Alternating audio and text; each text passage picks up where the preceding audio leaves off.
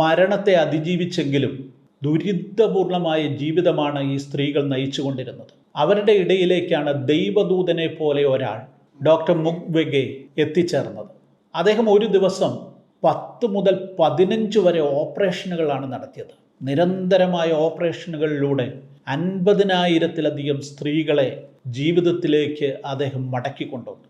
മാത്രവുമല്ല, യുദ്ധത്തിൻ്റെ ഭാഗമായി ഇങ്ങനെ സ്ത്രീകളെ പീഡിപ്പിക്കുന്നതിനെതിരെ ലോക മനസാക്ഷിയെ ഉണർത്തുന്നതിനു വേണ്ടി നിരന്തരമായ പ്രചരണങ്ങളിൽ അദ്ദേഹം ഏർപ്പെട്ടു. ആ പ്രചരണങ്ങളാണ് നോബൽ സമ്മാനത്തിനു വരെ അർഹനാകത്തക്ക നിലയിൽ അദ്ദേഹത്തെ മാറ്റിയത്. എൻ്റെ ചാനൽ പതിവായി കാണുന്ന എല്ലാവർക്കും സ്നേഹവന്ദനം. നിങ്ങളോടൊരു വ്യക്തിപരമായ അപേക്ഷ, ഈ ചാനൽ നിങ്ങൾ സബ്സ്ക്രൈബ് ചെയ്ത് ഇതുമായി സഹകരിക്കുക. അതോടൊപ്പം നിങ്ങളുടെ സ്നേഹിതർക്ക് നിങ്ങൾ ഇഷ്ടപ്പെടുന്ന വീഡിയോകൾ ഷെയർ ചെയ്തു കൊടുക്കുക. നിങ്ങളുടെ സഹകരണത്തിന് ഹൃദയപൂർവ്വം നന്ദി. ഒരു പെന്തക്കോസ്ത് പാസ്റ്റർക്ക് സമാധാനത്തിനുള്ള നോബൽ സമ്മാനം ലഭിച്ചിട്ടുണ്ട്. 2018 ഇത്. ലോകപ്രശസ്തനായ ഒരു ഗൈനക്കോളജിസ്റ്റും മനുഷ്യാവകാശ പ്രവർത്തകനും പെന്തക്കോസ്ത് പാസ്റ്ററുമായ ഡോക്ടർ ഡെന്നിസ് മുക്വെഗെയ്ക്കാണ് അപൂർവമായ ഈ ബഹുമതി ലഭിച്ചത്. യുദ്ധകാലത്ത് ലൈംഗിക അതിക്രമങ്ങൾക്ക് ഇരയാകേണ്ടി വരുന്ന സ്ത്രീകളെ രക്ഷിക്കുവാൻ ഡോക്ടർ മുക്വെഗെ നടത്തിയ നിരന്തരമായ പരിശ്രമങ്ങളെയും ബലാത്സംഗത്തെ ഒരു യുദ്ധായുധമായി കണക്കാക്കുന്ന അതിക്രൂരമായ നടപടിക്കെതിരെയുള്ള നിരന്തര പ്രചരണത്തെയും അടിസ്ഥാനമാക്കിയാണ് നോബൽ സമ്മാനത്തിന് അദ്ദേഹത്തെ തിരഞ്ഞെടുത്തത്. 2.5 പതിറ്റാണ്ടിലധികം നീണ്ടുനിന്ന ആഫ്രിക്കയിലെ ലോകമഹായുദ്ധം എന്ന പേരിൽ അറിയപ്പെടുന്ന കോങ്കോ യുദ്ധം ആ മേഖലയെ തന്നെ തകർത്ത് കളഞ്ഞ അതിക്രൂരമായ യുദ്ധമായിരുന്നു. ലക്ഷക്കണക്കിന് സ്ത്രീകളാണ് ഈ യുദ്ധത്തിനിടയിൽ ലൈംഗിക അതിക്രമങ്ങൾക്ക് ഇരയായത്. അങ്ങനെ ലൈംഗിക അതിക്രമങ്ങൾക്കിരയായി 50,000-ത്തിലധികം സ്ത്രീകളെ ശസ്ത്രക്രിയയിലൂടെ ജീവിതത്തിലേക്ക് മടക്കിക്കൊണ്ടുവന്നു എന്നുള്ളതാണ് ഡോക്ടർ മുക്വെഗെയെ വ്യത്യസ്തനായ ഒരു ഡോക്ടറാക്കി മാറ്റുന്നത്. ഒരു പെന്തക്കോസ്ത് പാസ്റ്ററുടെ മകനായി ജനിച്ച് വളർത്തപ്പെടുകയും മെഡിക്കൽ ഡോക്ടർ എന്നുള്ള നിലയിൽ പ്രശസ്തനാകുകയും ലൈംഗിക അതിക്രമങ്ങൾക്കിരയാകുന്ന സ്ത്രീകൾക്ക് വേണ്ടി നിരന്തരമായി പ്രവർത്തിക്കുകയും ചെയ്ത അസാധാരണമായ ഒരു ജീവിതം നയിച്ച അനുഗ്രഹീതനായ ഒരു ഡോക്ടർ എന്നുള്ളതിലുപരി അദ്ദേഹം ഒരു പെന്തക്കോസ്ത് സഭയുടെ പാസ്റ്റർ കൂടെയാണ്. 700ഓളം അംഗങ്ങളുണ്ട് അദ്ദേഹത്തിൻ്റെ സഭയിൽ. ഡോക്ടർ ഡെന്നിസ് മുക്വെഗെയുടെ ജീവിതം അത്ഭുതകരമാണ്, അതിശയകരമാണ്. ആ ജീവിതത്തിൻ്റെ ഉള്ളറകളിലേക്ക് നമുക്ക് പ്രവേശിക്കാം. ഇന്ന് ഡെമോക്രാറ്റിക് റിപ്പബ്ലിക് ഓഫ് കോങ്കോ എന്ന പേരിൽ അറിയപ്പെടുന്ന ഭൂപ്രദേശം സെൻട്രൽ ആഫ്രിക്കയിലെ വലിയൊരു രാജ്യമാണ്. ഈ രാജ്യം പണ്ട് ബെൽജിയത്തിൻ്റെ ഒരു കോളനി ആയിരുന്നു. 1955 മാർച്ച് 1 ഡോക്ടർ മുക്വെഗെയുടെ ജന്മദിനമാണത്. കോങ്കോയുടെ റുവാണ്ടയോട് ചേർന്ന് കിടക്കുന്ന അതിർത്തി പ്രദേശത്തുള്ള ഒരു പട്ടണമാണ് ബുക്കാവു. ഈ ബുക്കാവുയിലാണ് ഡോക്ടർ ഡെന്നിസ് മുക്വെഗെ ജനിച്ചത്. ഒരു പെന്തക്കോസ്ത് പാസ്റ്ററുടെ മകനായിട്ടാണ് അദ്ദേഹത്തിൻ്റെ ജനനം. 9 മക്കളിൽ 3ാമനായിരുന്നു അദ്ദേഹം. ജനന സമയത്ത് തന്നെ മരണത്തെ മുഖാമുഖമായി കണ്ടതാണ്. വൃത്തിയില്ലാത്ത ഒരു കത്തി കൊണ്ട് അയൽക്കാരൻ പുക്കിൾക്കൊടി മുറിച്ചതിനാലുണ്ടായ അണുബാധയാണ് ആ പിഞ്ചു പൈതലിനെ മരണത്തിൻ്റെ വക്കുവരെ എത്തിച്ചത്. ഒരു സ്വീഡിഷ് മിഷണറി ഈ കുഞ്ഞ് മരിക്കുകയാണെന്ന് മനസ്സിലാക്കുകയും ആ കുഞ്ഞിനെ രക്ഷിക്കുവാനായിട്ട് പരിശ്രമിക്കുകയും ചെയ്തതുകൊണ്ടാണ് മുക്വെഗെ ജീവിതത്തിലേക്ക് തിരിച്ചെത്തിയത്. ബുക്കാവുവിലെ പാസ്റ്ററായിരുന്ന പിതാവിനോടൊപ്പം വളരെ ചെറിയ പ്രായത്തിൽ തന്നെ ഭവന സന്ദർശനങ്ങൾക്ക് പോകുന്നത് മുക്വെഗെയ്ക്ക് സന്തോഷമുള്ള കാര്യമായിരുന്നു. അങ്ങനെ ഒരു ദിവസം പിതാവിനോടൊപ്പം ഭവന സന്ദർശനത്തിന് പോയപ്പോൾ രോഗബാധിതനായി മരണാസന്നനായി കിടക്കുന്ന ഒരു ബാലകനെ മുക്വെഗെ കണ്ടുമുട്ടി. പിതാവ് ആ ബാലന് വേണ്ടി പ്രാർത്ഥിക്കുന്നത് ശ്രദ്ധയോടുകൂടെ മുക്വെഗെ നോക്കി നിന്നു. അവിടെ നിന്ന് ഇറങ്ങിയപ്പോൾ വല്ലാത്തൊരു പ്രേരണയാൽ മുക്വെഗെ പറഞ്ഞു, പപ്പ രോഗികൾക്ക് വേണ്ടി പ്രാർത്ഥിക്കണം. ഞാൻ ഭാവിയിൽ ഒരു ഡോക്ടറായിട്ട് പപ്പ പ്രാർത്ഥിക്കുന്ന എല്ലാ രോഗികൾക്കും ഞാൻ മരുന്ന് നൽകും. അങ്ങനെ അവരെല്ലാം സുഖപ്പെടും. 11 വയസ്സുള്ള ഒരു ബാലകന്റെ മനസ്സിൽ നിന്ന് ദൈവത്തിൻ്റെ പ്രേരണ പോലെ പുറത്തേക്ക് വന്ന ആഗ്രഹത്തിൻ്റെ വാക്കുകളായിരുന്നു അത്. സ്വർഗം അത് കുറിച്ചു വെച്ചു. ഭാവിയിൽ ആ കരങ്ങൾ കൊണ്ട് പതിനായിരക്കണക്കിന് ആളുകളെ മരണത്തിൽ നിന്ന് ജീവനിലേക്ക് നയിക്കുവാൻ ഡോക്ടർ മുക്വെഗെയ്ക്ക് സാധിച്ചു. 1983 ബറൂണ്ടി സർവകലാശാലയിൽ നിന്ന് ഡോക്ടർ ബിരുദം നേടി അദ്ദേഹം തൻ്റെ ജന്മദേശമായ ബുക്കാവുവിനടുത്തുള്ള ലെമേരയിൽ ഒരാശുപത്രിയിൽ ശിശുരോഗ വിദഗ്ധനായി തൻ്റെ ഔദ്യോഗിക ജീവിതം ആരംഭിച്ചു. കുഞ്ഞുങ്ങളുമായി തൻ്റെ അടുത്ത് വരുന്ന മാതാക്കൾ പലവിധമായ ശാരീരിക പ്രയാസങ്ങൾ അനുഭവിക്കുന്നുണ്ടെന്ന് അദ്ദേഹം വളരെ പെട്ടെന്ന് മനസ്സിലാക്കി. ഈ സ്ത്രീകളിൽ പലർക്കും തങ്ങളുടെ വയറ്റിൽ വല്ലാത്ത വേദനയുണ്ട്. മാത്രവുമല്ല, ഇവരിൽ മിക്കവരും ലൈംഗിക അതിക്രമങ്ങൾക്ക് ഇരയായി കുഞ്ഞുങ്ങൾക്ക് ജന്മം നൽകിയവരാണ്. നല്ലൊരു പങ്കും 13, 14, 15 വയസ്സൊക്കെയുള്ള പെൺകുട്ടികളാണ് തങ്ങളുടെ കുഞ്ഞുങ്ങളുമായി ഡോക്ടറെ കാണുവാൻ എത്തുന്നത്. ഈ സ്ത്രീകളുടെ ജനനേന്ദ്രിയങ്ങളിൽ ഉണങ്ങാത്ത മുറിവുകൾ ഉണ്ടെന്ന് അവരിൽ പലരും ഡോക്ടറോട് സ്വകാര്യമായി പറഞ്ഞു. ഇതിൻ്റെ ഭീകരത തിരിച്ചറിഞ്ഞപ്പോൾ ഒരു ഗൈനക്കോളജി ഡോക്ടറുടെ അടുത്തേക്ക് ഈ രോഗികളെ വിടുവാനായിട്ട് ഡോക്ടർ മുക്വെഗെ ആഗ്രഹിച്ചു. പക്ഷേ ആ ദേശത്തെങ്ങും കൊള്ളാവുന്ന ഒരു ഗൈനക്കോളജി ഡോക്ടർ ഇല്ലെന്ന് അദ്ദേഹം തിരിച്ചറിഞ്ഞു. ഇത് തൻ്റെ ജീവിതത്തെക്കുറിച്ചുള്ള ദൈവിക ഉദ്ദേശം എന്തെന്ന് തിരിച്ചറിയുവാനുള്ള ഒരു കാരണമായി മാറി. അദ്ദേഹം ഗൈനക്കോളജിയിലേക്ക് തിരിയുവാൻ പ്രേരണയായത് ഇതാണ്. തുടർന്ന് ആ യുവ ഡോക്ടർ ഫ്രാൻസിലേക്ക് പോവുകയും ആഞ്ചേഴ്സ് സർവകലാശാലയിൽ ഗൈനക്കോളജിയിൽ ഉപരിപഠനത്തിന് ചേരുകയും ചെയ്തു. 1989 ബിരുദാനന്തര ബിരുദവും റെസിഡൻസിയും ഒക്കെ പൂർത്തിയാക്കി ഫ്രാൻസിൽ അദ്ദേഹത്തിന് നല്ല ഓഫറുകൾ ലഭിച്ചതാണ്. എന്നാൽ തൻ്റെ നാട്ടിലെ സാധാരണക്കാരായ സ്ത്രീകളെ സഹായിക്കുവാൻ വേണ്ടിയാണ് താൻ ഈ പഠനം നടത്തിയതെന്ന ബോധ്യം അദ്ദേഹത്തിനുണ്ടായിരുന്നതുകൊണ്ട് അദ്ദേഹം മടങ്ങിയെത്തുകയായിരുന്നു. ലെമേര ഹോസ്പിറ്റൽ വളരെ പെട്ടെന്ന് പ്രസിദ്ധമായി. രോഗികൾ അവിടേക്ക് ഒഴുകിയെത്തി. അമ്മമാർ, പീഡനങ്ങൾ അനുഭവിച്ചവർ, അതിവേദനയിലൂടെ കടന്നുപോയവർ, തങ്ങളുടെ ജീവിതം മുഴുവൻ ദുസ്സഹമായ വേദനയുമായി കഴിഞ്ഞിരുന്ന സ്ത്രീകൾക്ക് അദ്ദേഹം ഒരു ആശ്വാസമായി മാറി. നിരന്തരം ഓപ്പറേഷനുകൾ, പ്രത്യേകിച്ച് ഈ കോങ്കോ യുദ്ധത്തിൻ്റെ ഏറ്റവും വലിയൊരു പ്രത്യേകത, ലക്ഷക്കണക്കിന് ആളുകൾ യുദ്ധത്തിൽ മരണമടഞ്ഞു. അതിനേക്കാൾ ഉപരി മരിച്ചുകൊണ്ട് ജീവിക്കുന്നവരായി ലക്ഷക്കണക്കിന് സ്ത്രീകൾ ഉണ്ടായിരുന്നു. കോങ്കോ യുദ്ധത്തിൽ പരസ്പരം പോരടിച്ചിരുന്ന സായുധ സംഘങ്ങൾ അവരുടെ പ്രധാനപ്പെട്ട ഒരു യുദ്ധായുധമായി കണക്കാക്കിയിരുന്നത് സ്ത്രീകളെ ലൈംഗികമായി പീഡിപ്പിക്കുക എന്നുള്ളതാണ്. ബലാത്സംഗം പതിവായിരുന്നു. എന്നാൽ ബലാത്സംഗം മാത്രമല്ല, തങ്ങൾ ബലാത്സംഗം ചെയ്യുന്ന സ്ത്രീകളുടെ ലൈംഗിക അവയവങ്ങൾ അതിക്രൂരമായ നിലയിൽ മൂർച്ചയുള്ള കത്തികൾ കൊണ്ട് കീറി മുറിക്കുന്ന പ്രാകൃതമായ ക്രൂരമായ നടപടികളാണ് ഈ കശ്മലന്മാർ നടത്തിക്കൊണ്ടിരുന്നത്. ഇങ്ങനെ അതിക്രമങ്ങൾക്കിരയായി മരണത്തെ അതിജീവിച്ചെങ്കിലും ദുരിതപൂർണമായ ജീവിതമാണ് ഈ സ്ത്രീകൾ നയിച്ചുകൊണ്ടിരുന്നത്. അവരുടെ ഇടയിലേക്കാണ് ദൈവദൂതനെ പോലെ ഒരാൾ, ഡോക്ടർ മുക്വെഗെ, എത്തിച്ചേർന്നത്. അദ്ദേഹം ഒരു ദിവസം 10 മുതൽ 15 വരെ ഓപ്പറേഷനുകളാണ് നടത്തിയത്. നിരന്തരമായ ഓപ്പറേഷനുകളിലൂടെ 50,000-ത്തിലധികം സ്ത്രീകളെ ജീവിതത്തിലേക്ക് അദ്ദേഹം മടക്കിക്കൊണ്ടുവന്നു.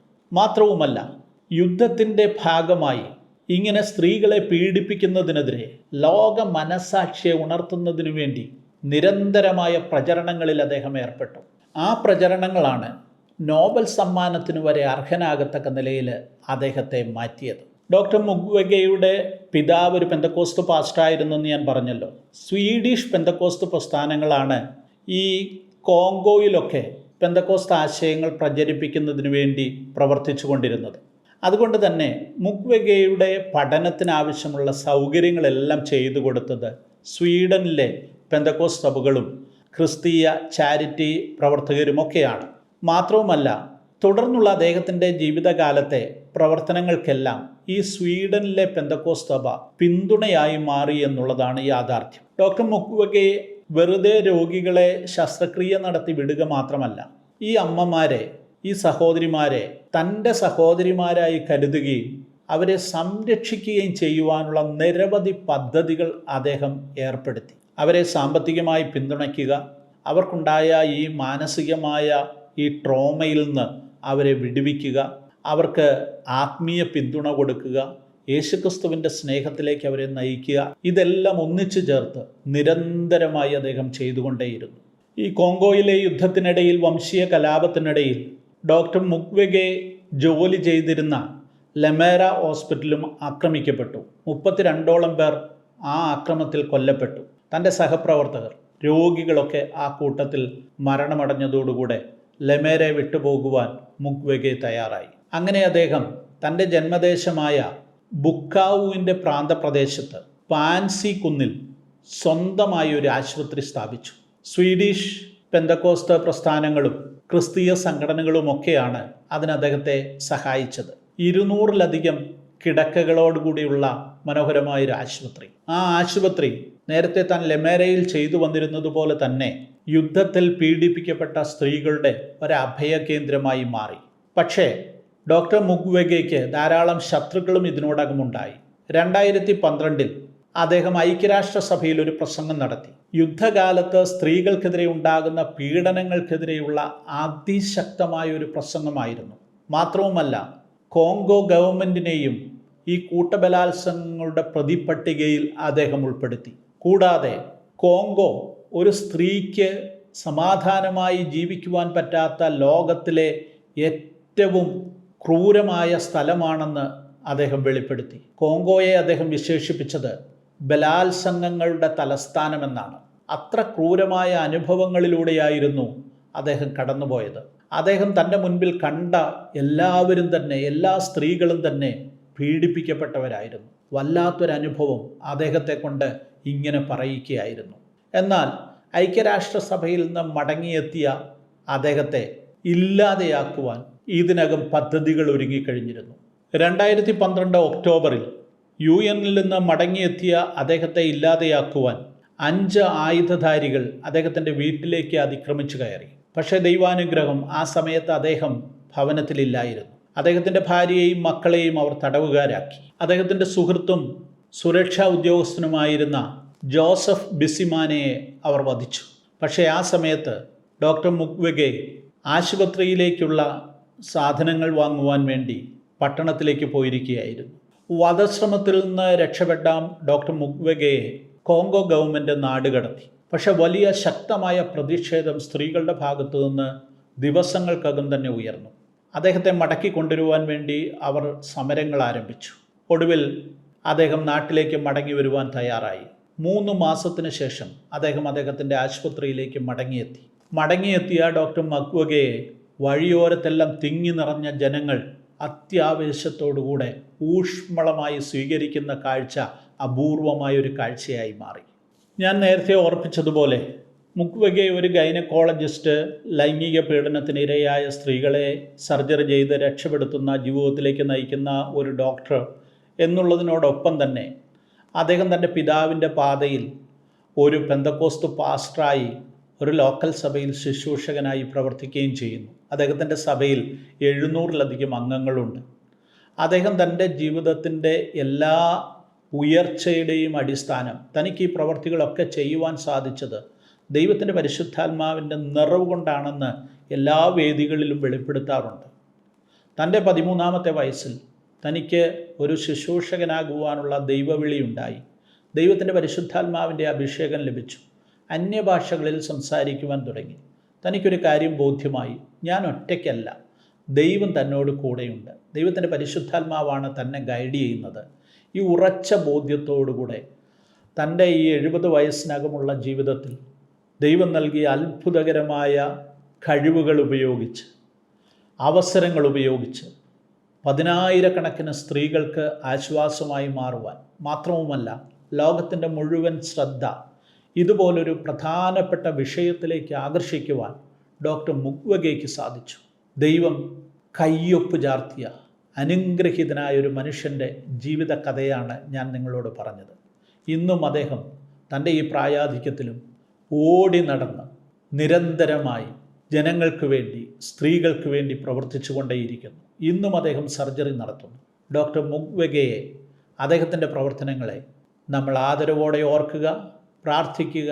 ഇതുപോലെ ധാരാളം ആളുകൾ ദൈവരാജ്യത്തിനു വേണ്ടി, മനുഷ്യൻ്റെ നന്മയ്ക്ക് വേണ്ടി പ്രവർത്തിക്കുന്നവരായി ഇനിയും ഉണ്ടാകട്ടെ എന്ന് പ്രാർത്ഥിച്ചുകൊണ്ട് ഡോക്ടർ മുക്വെഗെയുടെ ജീവിതകഥ ഞാനിവിടെ അവസാനിപ്പിക്കുന്നു. നിങ്ങളുടെ മക്കൾക്ക് വിവാഹപ്രായമായോ?